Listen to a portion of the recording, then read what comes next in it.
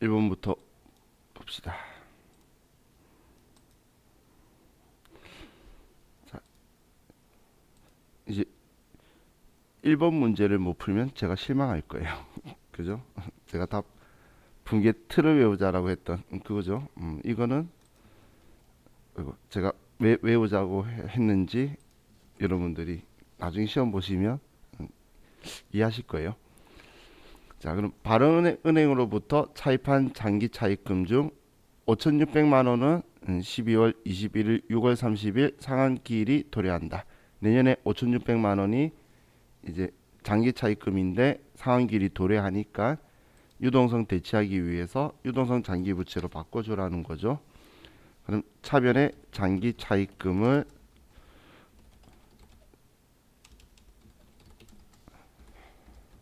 줄여주고 대변에 유동성 장기 부채로 5,600만 원. 아이고. 여기에도 거래처를 꼭 써야 되죠. 그죠? 자, 다음 2번 볼게요. 회사가 단기간 내에 시세 차익을 목적으로 보유한 유가증권 내역은 다음과 같다. 제시된 자료 이외에 다른 유가증권은 없고 단기 중에 처분은 없었다고 가정한다. 당사는 일반 기업 회계 기준에 근거하여 회계 처리한다. 그럼 단기 매매 증권이죠. 단기 매매 증권은 올해 이전에 취득했으면 취득한 건 신경 쓸 거 없이 그냥 정기 말과 올해 단기 말의 차이만 조정하면 된다라고 했어요. 그럼 정기 말에 1,300만 원으로 맞춰둔 걸 단기에 1,250이면 50만 원을 줄여서 1,250으로 만들어야 되겠네요. 그럼 대변에 단기 매매 증권 50만 원을 줄여주고 차변에 단기 매매 증권 평가 손실이다. 50만 원 이렇게 써주기만 하면 되겠죠. 그죠? 자, 이건 가정이에요. 만약에 얘가 매도 가능 증권이라면 매도 가능 증권 문제였다면 매도 가능 증권 50만 원을 줄이는 건 맞는데 그런데 차변에 매도 가능 증권 평가 이익 50만 원을 줄여야 되겠죠. 자, 이 말 이해가시나요? 그죠? 왜냐면 전기에 100만 원만큼 평가 이익 해둔 게 있으니까 지금 50만 원 내린 거는 평가 이익 50만 원을 취소해 주게 되겠죠. 그죠? 그래서 유가증권 계정 과목 금액을 높이고 줄이는 건 두 개 다 똑같은 건데 평가이익 평가손실 이거는 매도 가능 증권만 우선 상기하는 거고 단기 매매 증권은 그런 거 신경 안 써도 된다는 거예요. 그냥 내렸으면 정말 내렸다. 올랐으면 정말 올랐다. 이렇게만 쓰면 되죠. 그죠? 자, 다음 3번. 다음에 유형자산에 대한 감가상각 내역을 계산에 반영하시오. 얘는 제조공장 거 500번대 공구화 기구니까 여기에 125만 원. 공구화 기구라는 걸 계정 과목으로 쓰는 경우도 있어요. 그래서 계정 과목이면 공구화 기구 만들어졌으면 이거에다가 그냥 쓰면 되고 안 만들어졌으면 기계장치로 쓸 거예요. 그리고 차량 운반구 얘도 뭐 영업부 거니까 판관비 감가상각비에 쓰면 되겠죠. 이따 자동 계산 들어갈게요. 자, 다음 4번에 기말 현재 퇴직급여 추계액 및 퇴직급여 충당부채를 설정하기 전 퇴직급여 충당부채 잔액은 다음과 같다. 퇴직급여 충당부채는 퇴직급여 추계액의 100%를 설정한다. 자, 그럼 우리는 이번엔 추가액을 준 게 아니라 추계액을 줬기 때문에 추계액에서 퇴직급여 충당부채 잔액을 뺀 금액을 이번에 우리가 추가할 거죠. 그럼 추가액만 계산해 두면 되겠네요. 그리고 얘 100%니까 이 금액을 그대로 목표액을 가는 거지. 만약에 50%만 나면 2천만 원을 설정할 건데 1,500 뺄 건데 얘는 100%니까 4천만 원 설정할 건데 1,500 있으니까 2,500을 추가할 거예요. 그럼 이따 자동 계산 가서 임금 아래에 있는 퇴직급여 1,200에 2,500 써줄 거고, 그리고 본사 사무직은 우리 2,000에서 900 빼면 1,100만 원을 더해줘야 되겠죠. 그럼 1,100만 원을 급여 아래 퇴직급여 1,200에 써주면 되겠네요. 자, 다음 5번은 기말 현재 공장 및 창고에 보유 중인 재고 자산은 다음과 같다. 단 선적지 인도 조건으로 매입한 원재료 500만 원은 운송 중이며 위탁 판매 용도로 수탁업자들이 보유하고 있는 당사의 제품이 600만 원이 있다. 자, 지금 문제를 보시면 아래에 있는 이 재고 자산은 기말 현재 창고에 보유 중인 게 이 금액만큼 있다라는 거죠. 그럼 지금 선적지 인도 조건의 운송 중인 거하고 그리고 우리 수탁자가 가지고 있는 적성품은 내 창고에는 지금 여기에는 안 들어와 있다는 이야기예요. 그런데 선적지 인도 조건으로 원재료 매입했으면 내 재고 자산이죠.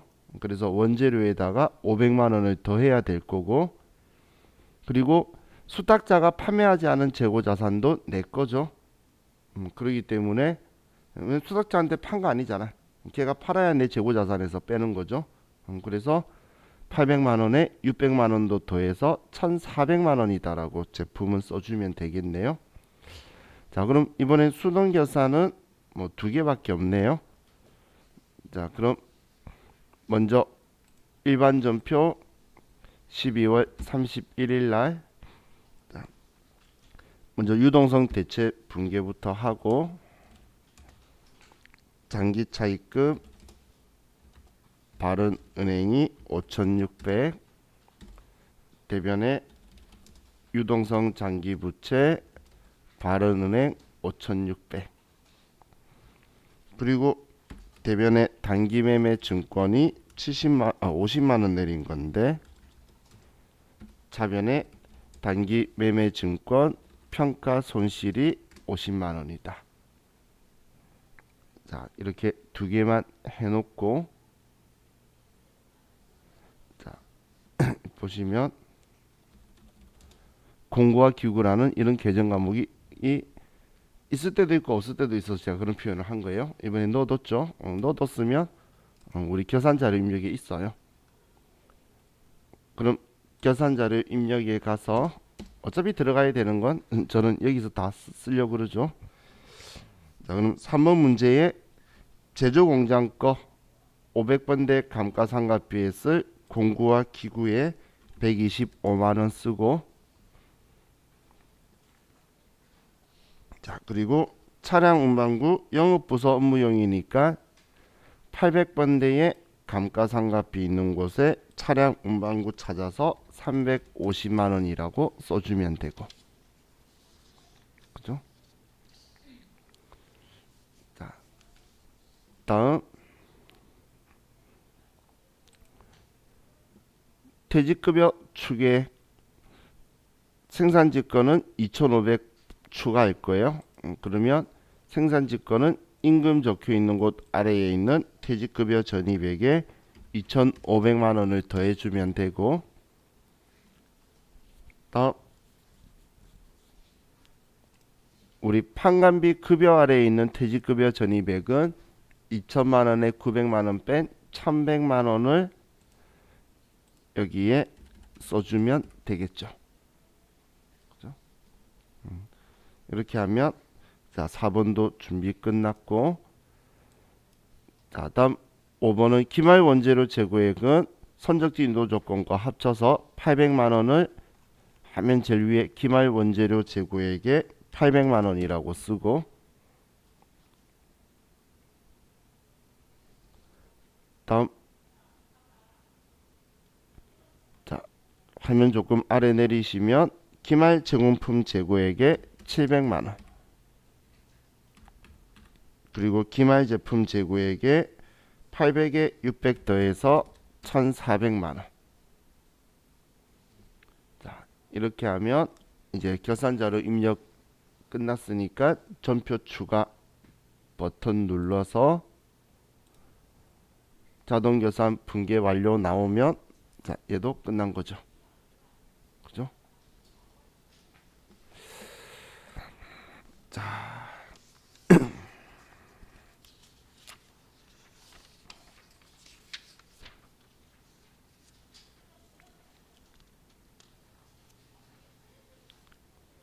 이제 614페이지.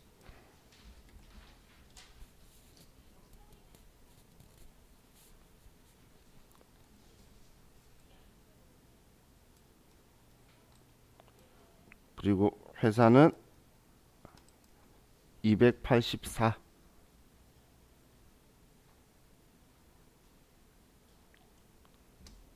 뭉영전자.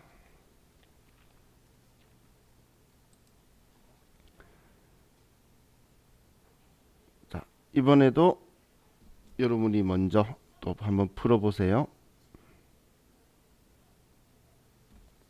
자, 1번 문제는 단기말 장기 투자 목적으로 보유한 유가증권 내역은 다음과 같다. 그럼 이 계정 과목이 뭐죠? 장기 투자 목적 보유한 유가증권. 그죠? 매도 가능 증권이란 이야기죠. 자, 그럼 매도 가능 증권이고, 자, 이걸 취득을 전년도에 했는데, 문제가 조금 미스가 난 건 전년도에 샀는데 이거에 대해서 뭐 별다른 전년도에 평가한 정보가 전혀 없죠. 근데 저 같은 경우는 이거 이렇게 할 필요 없어요. 의심병이 많기 때문에 그러면 확인해 볼 거예요. 혹시 매도 가능 증권 평가에 평가 손실이 있는지. 전년도에 평가했다면 뭔가 남아 있을 거잖아. 그죠? 그런데 낸 사람이 생각이 좀 없었던 것 같으니까 아무것도 안 했다는 전제 조건으로 보시면 돼요. 이 책이 오타가 아니고 시험 때 이렇게 차이가 나도록 해줬어요. 시험 때도. 자, 그럼 지금 우리가 봐야 되는 거는 그럼 10,000원으로 그대로 있다고 생각하시면 돼요. 그냥 평가 안 했겠지. 그럼 10,000원으로 장부에 그대로 있는데 지금 현재 우리는 보유 주식 수가 50주만 있죠. 50주는 그 사이 팔았나 봐요. 그 사이 팔았나 봐. 그래서 50주만 있죠. 그럼 50주가 2,000원씩 오른 거죠. 50주가 2,000원 오른 거죠. 그렇기 때문에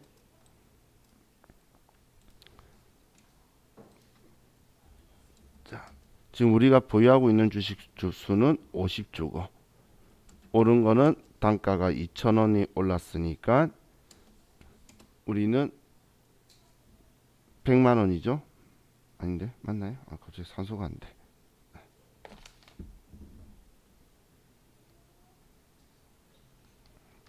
10만 원이네요. 자, 그럼 10만 원이 올랐으면 자, 우리 매도 가능 증권이 올랐으니까 차변에 매도 가능 증권 10만 원이 올랐고 대변에 매도 가능 증권 평가 이익이다 10만 원이다. 이렇게 써주면 되겠죠. 그죠?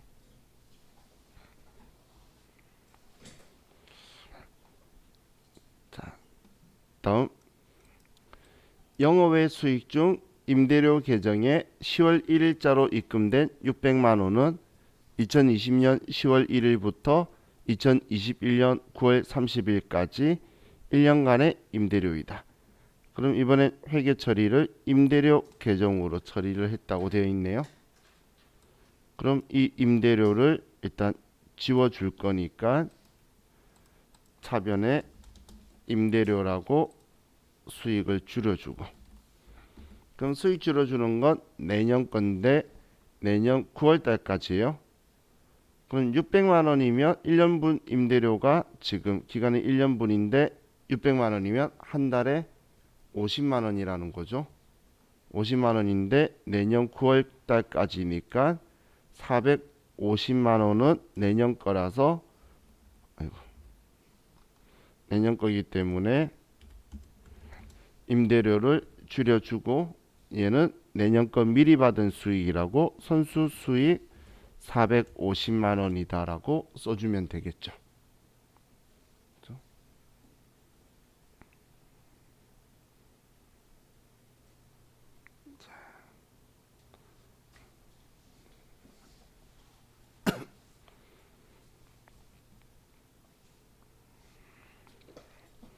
자, 다음 3번. 작년 외화은행에서 15,000달러를 차입한 금액이 단기말 현재 외화장기 차입금으로 남아있고 환율은 다음과 같다. 자, 그럼 우리는 외화는 작년 전기에 빌려가지고 전기 말에 평가를 해뒀겠죠. 그럼 전기 말 평가한 금액이 장부에 적혀 있을 건데 장부에는 우리는 15,000달러 전기 말 환율 1,050원으로 해서 우리가 장부에 기록해둘 수 있고요. 그럼 15,000달러에 1,050원을 하면 1,575만 원이라고 장부에 적혀 있는 거네요. 자, 그런데 올해 기말에 우리가 기준 환율을 가지고 계산을 해보니 올해 기말 기준 환율은 달러당 1,030원이고 그럼 15,000달러에 1,030원을 곱하면 1,545만 원이 나오네요. 그죠? 그럼 차이 나는 금액이 지금 30만 원이 내렸죠? 30만 원이 내렸어요. 계정 과목은 외화 장기 차입금. 아이고, 왜 이러지?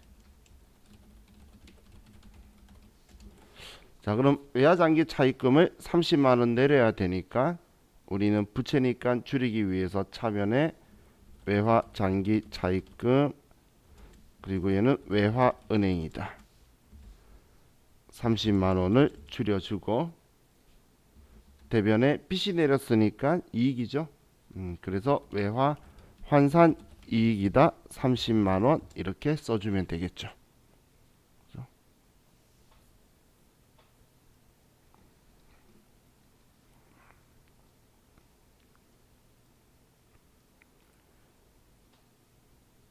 자, 다음. 자, 4번.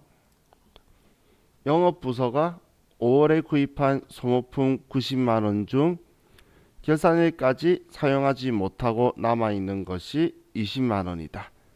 회사는 소모품 구입 시 단기 비용으로 회계 처리한다. 그럼 구입할 때에 이거 비용으로 처리를 했다는 거죠.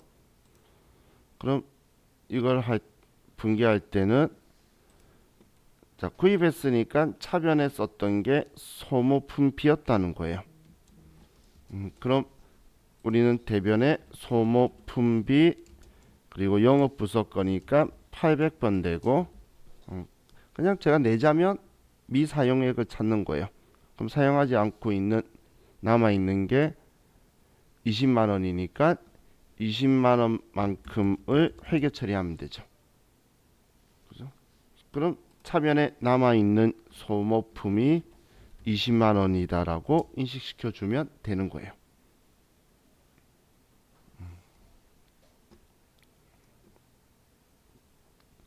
자, 다음 5번. 기말 현재 제품에 대한 실질 재고 조사 결과는 다음과 같다. 감모된 수량 중 70개는 정상적인 것이며 나머지는 모두 비정상적인 것이다. 재고자산 감모 손실과 관련된 회계 처리와 기말 제품 가액을 반영하여 계산을 완료하시오. 다른 기말 재고자산은 없는 것으로 가정한다.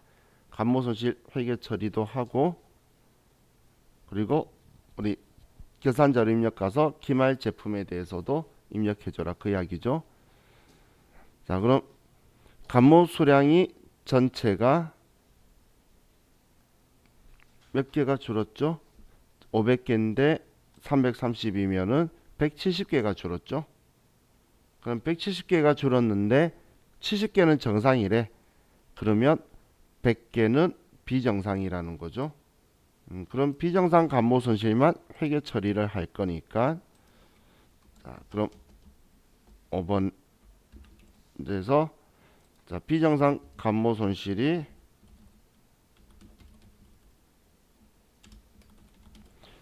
100개고 한 개당 가격이 10,000원이니까 자, 그러면 얘는 100만원이 되네요. 그럼 100만원만큼 차변의 재고자산 감모 손실 100만원이 되고 대변의 제품이죠. 제품 타계정으로 대체 적용 8번 자, 이렇게 쓰고 그리고 나중에 기말 제품 재고액에는 우리는 330만원이라고 써주면 되겠네요. 그죠? 자, 그럼 이제 얘네들 분개하고 입력을 하면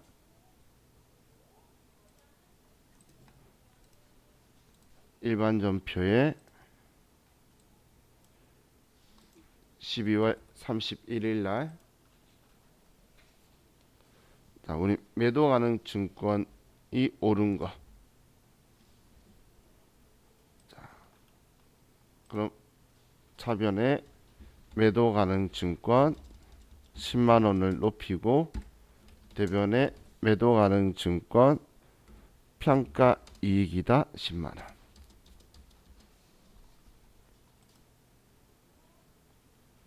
다음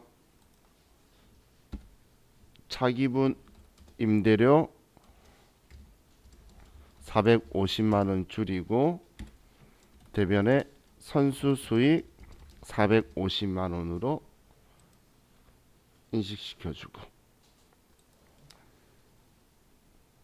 다음은 외화 장기 차입금 외화은행 30만원을 쓰고 대변에 외화 환산 이익이다. 빚이 줄었으니까 30만원 이렇게 처리해주고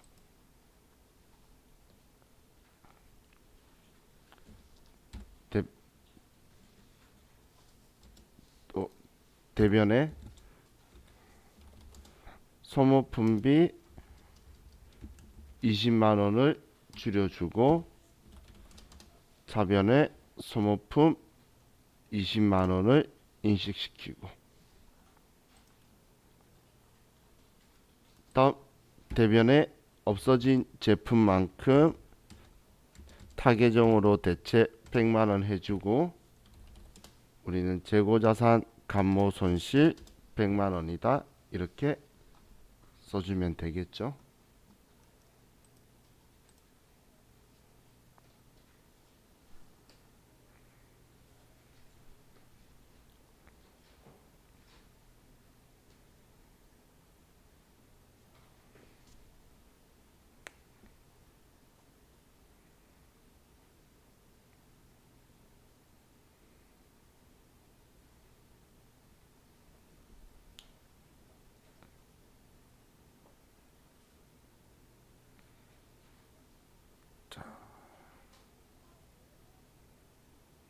입력하셨으면 이제 결산자료 입력에 가서 항상 비정상 감모 손실이 있었으면 결산자료 입력에 타계정으로 대체에 들어왔는지 확인하는 거다라고 생각하고 보세요.